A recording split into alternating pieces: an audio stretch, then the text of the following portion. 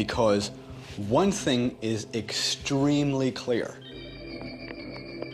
A quantum leap happened from us being in the caves, and then all of a sudden, we're building pyramids. Ancient astronaut proponents claim that the spark for human civilization came from deep space, when aliens swooped down, impregnated our women, and took off. It's the age-old story of love 'em and leave 'em. There was interbreeding going on. It talks about it in the Bible, how the sons of God had come down and found that the daughters of man were very attractive, and they cohabitated with them and produced offspring. But did they just leave us, or did they stick around for a while? Some ancient astronaut theorists now say that the story of our creation wasn't quite so romantic. They suggest the way it actually happened was more like genetic manipulation. The earliest creation story involves the Sumerian gods creating humans from tubes, jars, and clay. And if you subscribe to the ancient astronauts' theory, the gods doing this creating aren't actually gods, they're aliens. But whether they mated with us or created us out of clay, one question still remains unanswered. Why? The extraterrestrials did not dirty their hands. They had an obedient workforce here on Earth that worshiped them as gods. They needed a workforce. The ancient astronauts had come here for one reason, for mining. And not only did they have them working in the mines, but they were also raising animals, growing crops. They basically were a servant to the gods. We may find a clue as to when the aliens started working here in China, with an interesting people called the Dropa. The Dropa allegedly is an extraterrestrial race that has still survived here on planet Earth.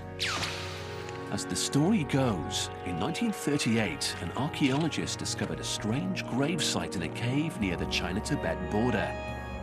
Inside, he found tiny skeletons with large skulls. He also found some strange stone discs with microscopic inscriptions embedded in grooves. Although bizarre, his discovery was overlooked for 20 years, until someone claimed to have translated the stone's inscriptions. They supposedly told the story of beings that had crash-landed on our planet 12,000 years ago. They were stranded. They developed a civilization, a village, and they continued to flourish and plant crops.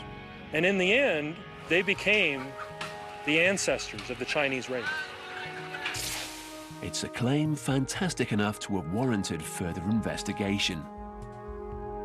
But we may never know the truth, because many people claim that the Chinese are keeping the evidence under lock and key. And ask yourself, why are there 1.2 billion Chinese on Earth? Because they were here first. Incredible. But how? But there is a skull not unlike the one supposedly found in China that might tell a similar story. And we can examine this skull to find out what its history may be. It was found by a teenage girl in Mexico 70 years ago. She went in and she saw a skeleton lying on its back. She was able to scrape the dirt away with her hands and reveal a skeleton lying in the hole, and which she said was misshapen. Since that day, the skull has changed hands at least twice. Today, Ray and Melanie Young like to think of themselves as the skull's parents. I had a friend that was working with me, and her husband had come into it from the lady who actually found it because of my background as a neonatal nurse, and he asked me to look at it. And first he showed me a picture, and the picture was just of this part of the face, and I looked at it and thought, I have no idea what that is. They wanted to find out once and for all what its story was, so they brought in alternative knowledge guru Lloyd Pye to investigate. There was just no doubt in our mind that he was the person to take over.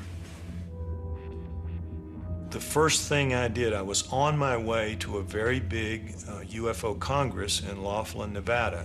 So I suggested that they allow me to take the two skulls to this conference that I was going to, where there were going to be 500 people, many of whom would be very highly knowledgeable about this kind of material, and see if they agreed. What they found surprised everyone. They were unanimous in their assertions that this skull looked very much like it would fit in the head of a gray. A grey alien is the kind many people say they've seen here on Earth.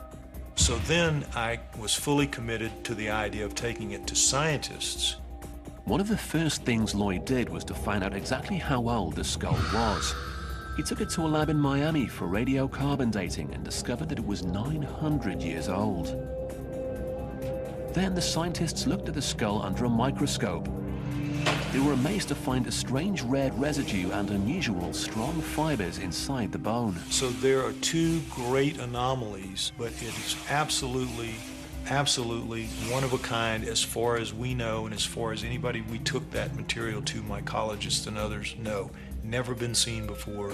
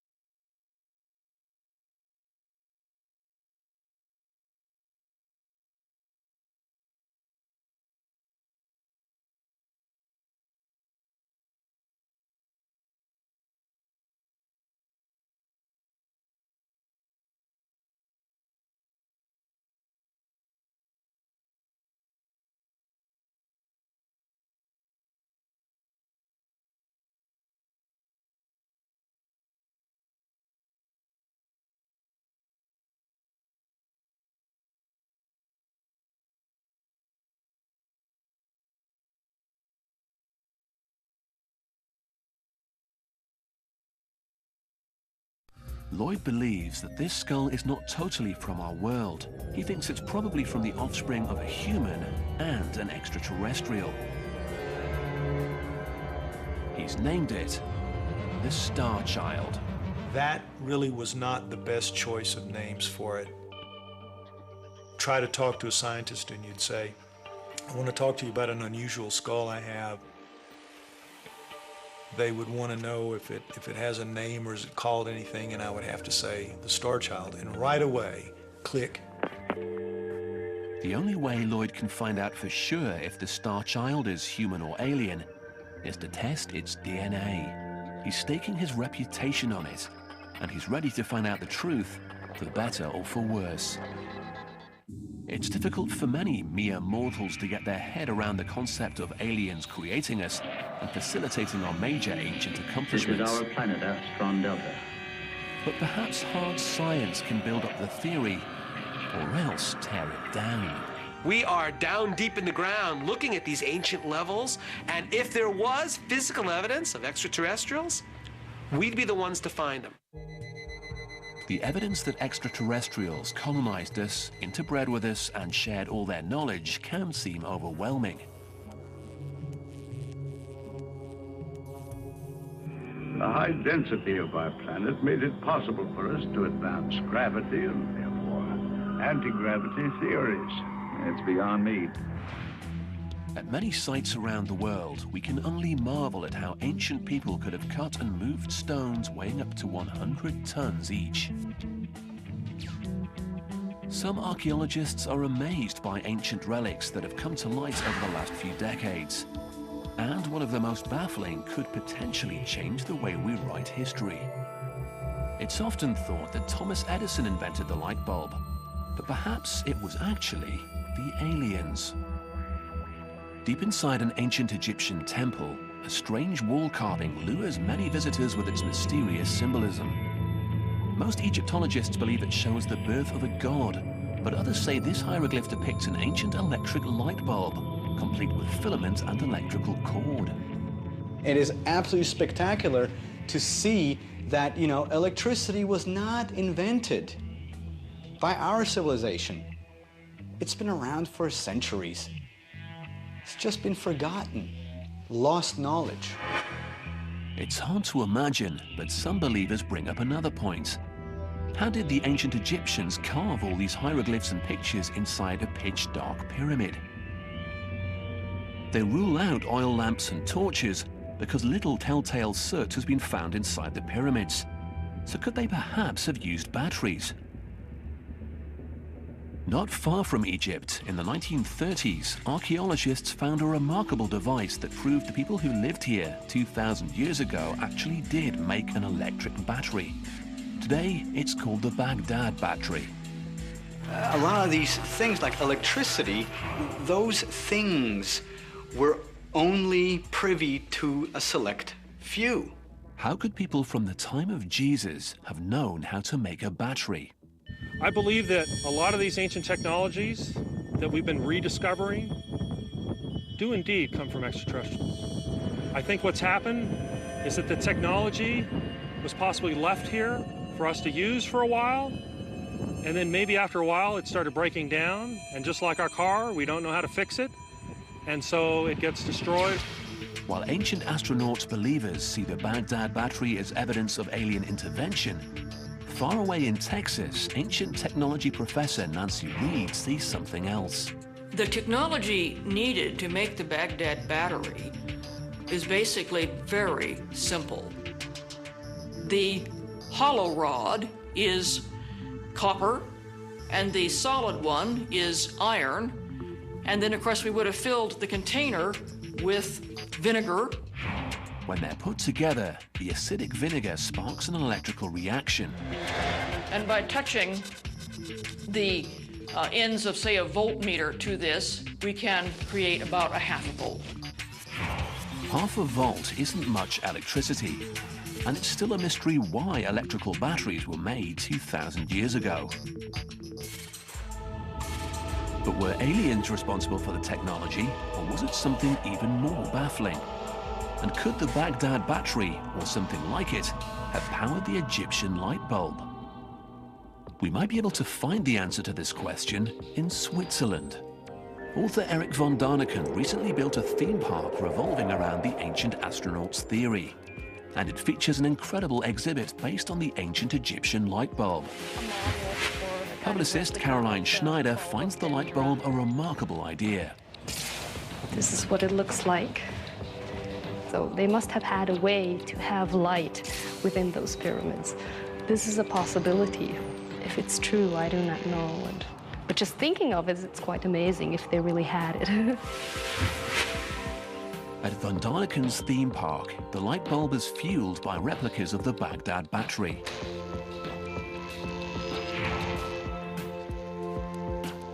But was the original image actually a light bulb, or is it just an idea born from someone's wild imagination? When I read von Daniken's books now, I do the same thing I tell my students to. Cover up the caption, and I will guarantee you that if you do that, you don't see a light bulb. You see what looks to be an eggplant. You take your hand off, you go, it's a light bulb? Huh? What's he talking about? Tell you what, find the glass, find where it's the metal, where you screw it into the socket, and find the source of energy for that light bulb. That's physical evidence. It seems that all that glistens is not gold. But is there gold in the ruins of Teotihuacan? And more importantly, is there any proof that aliens built this place to process gold? Archaeologist Kim Goldsmith has spent the past 24 years studying the ruins of Teotihuacan. There was no gold here. There is no gold anywhere in this area to start off with. There were no gold mines, and they were not bringing gold from anywhere during Teotihuacan times. So what about the theory that Teotihuacan was an alien landing pad? Think about this. These guys, these extraterrestrials, are able to traverse interstellar space, and they need to eyeball where to land? Don't they have GPS or something? Still, perhaps these pyramids could have had some kind of astral significance. Ted Strain thinks that they were aligned to be an exact match for our solar system. But archaeologist Ken Fader says when it comes to the pyramids, pattern is in the eye of the beholder. But if you stop at 9, you get 9, you go, wow, there are 9 pyramids, just like the 9 planets. Well, that's because you stop counting, because there's actually a 10th and an 11th and a 12th. But I don't know, maybe the ancient astronauts will think that that means that there used to be more planets in the solar system, because we end up with this perfectly circular argument. Teotihuacan was probably a thriving city, no different from any other.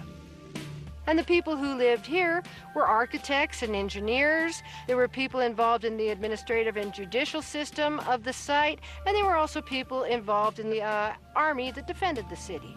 So let's return to everyone's favorite ancient astronaut mystery, the Great Pyramids of Egypt. People have speculated that the pyramids were built by everyone from Atlanteans to aliens, anyone but the Egyptians. But archaeologist Ken Fader says that the proof is written right there on the walls. Well, that's sort of like saying we don't know how they built the Empire State Building. We have photographs of them building the Empire State Building, but we don't have photographs of building the pyramids. We have artwork produced by the Egyptians showing how they moved huge rocks. We have direct physical evidence on the rocks themselves of how they carved them. We may never find proof of extraterrestrial stonemasons. But today we have the chance to prove that hundreds of years ago, humans mated with aliens. Being here on the border, and working in the county hospital, I have seen every genetic disorder that's come through. So I've seen a lot of stuff, and this doesn't fit into any of that. We know that the skull is about 900 years old, and that its eye sockets look out of this world. But the test that will best reveal whether or not the star child is part alien is a DNA test. Lloyd has put the skull through a battery of DNA tests, and what he's found only deepens the mystery of the star child. Jason Eshelman of Trace Genetics in San Francisco has lots of experience working with ancient DNA. He worked on Kennewick Man, the 9,000-year-old human remains found in Washington state in 1996. Now, years later, Jason's got another big challenge, the Star Child. What drew me to it is that Lloyd was generally interested in addressing some of these questions with scientific tools where we could attempt to address some of these questions. The process of extracting ancient DNA isn't very different to the process for modern DNA.